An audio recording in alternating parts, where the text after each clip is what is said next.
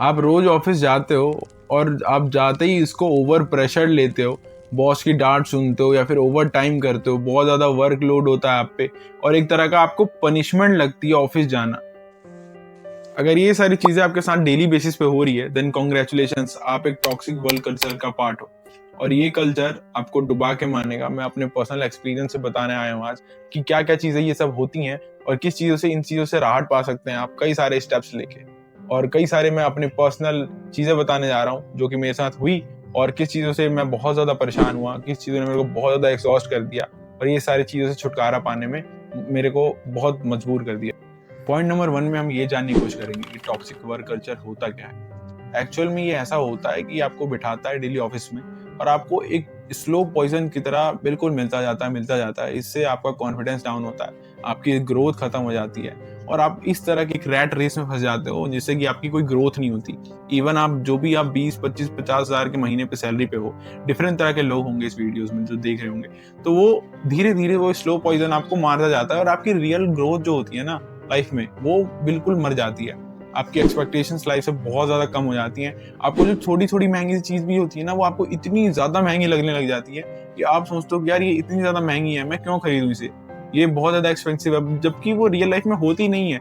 आपके toxic work culture ने जो आपको 12-12, 8-8 घंटे बैठा के काम कराया एक जगह पे, आप उस चीज़ की वजह से आप ये मान लेते हो कि सच में इतनी मेहनत लगती है इतनी सी चीज़ को जीते। मैं इस टॉक्सिक वर्क कल्चर को जानने के कुछ एग्जांपल्स देता हूँ जो कि काफ़ी भयानक होंगे, जिनको सुन के आप भी अगर कनेक्ट कर पा रहे हो तो आपके लिए बहुत खतरनाक बात है ये कि स्लो पॉइजन आप चख रहे हो। जैसे कि बॉस का अननेसेसरी शाउटिंग, किसी को क्रेडिट ना मिलना, ओवर टाइम को डेडिकेशन बोलना, टीम में पॉलिटिक्स चलना, everyday stress but no solution, इसका कोई सोल्यूशन परमानेंट मिल ही नहीं रहा है। रोज रोज आप इतना ज्यादा स्ट्रेस में हो, आप स्ट्रेस में जाते हो और काम करते हो बट उसका कोई रियल रिवॉर्ड आपको नहीं मिल रहा है।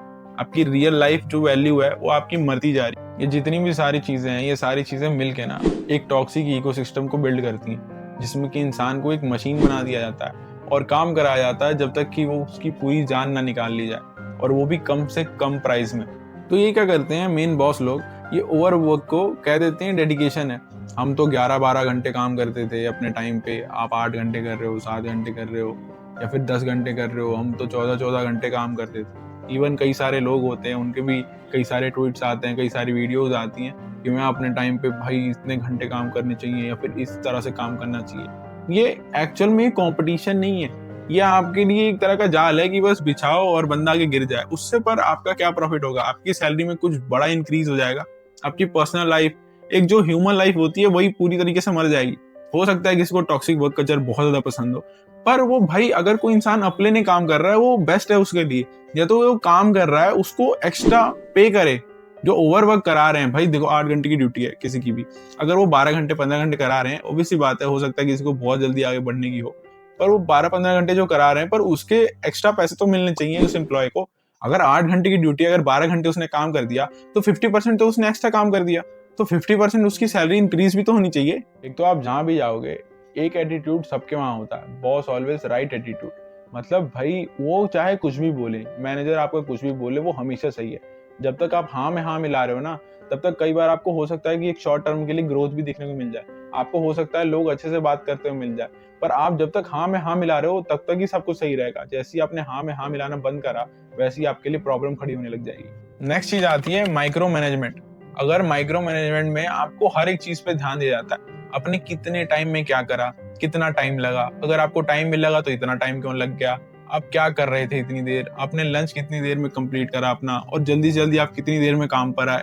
ठीक है, हर एक एकदम एकदम मिनी सेकंड्स का भी ऐसे बिल्कुल पीछे पड़ के एम्प्लॉयज के पूरी तरह से उसका कॉन्फिडेंस डाउन कर देते हैं। बल्कि बिल्कुल ऐसा नहीं करना चाहिए। अगर आपको ग्रोथ चाहिए सच में अपने काम में, तो उसका अगर कॉन्फिडेंस गिर रहा है तो आपका काम भी गिरेगा। और अगली चीज है, आपको ज्यादातर ऑफिस में कोई अप्रिसिएशन देखने को नहीं मिलेगी और भाई क्रिटिसिज्म अलग से देखने को मिलेगी। अगर आप कोई काम कर रहे हो ना, अगर आपने काम कितना भी बढ़िया कर दिया, एकदम साइलेंस रहेंगे।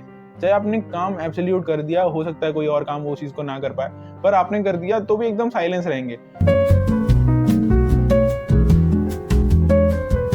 पर वही काम आपने हल्का सा भी खराब कर दिया तो डांट बात और सारे के सारे आप पे झुक जाएंगे। पर वही अगर भाई ये मिस बैलेंस कैसे है, इसको बैलेंस करना। अगर कोई अच्छा कर रहा है तो उसे भी अप्रिशिएट करो, और कोई खराब कर रहा है, अगर आप उसे बोल रहे हो तो उसे अप्रिशिएट भी तो करना आपका ही फर्ज है। तो अब हम ये जानने की कोशिश करेंगे कि टॉक्सिक वर्क कल्चर का एम्प्लॉयज के ऊपर इफेक्ट क्या पड़ता है।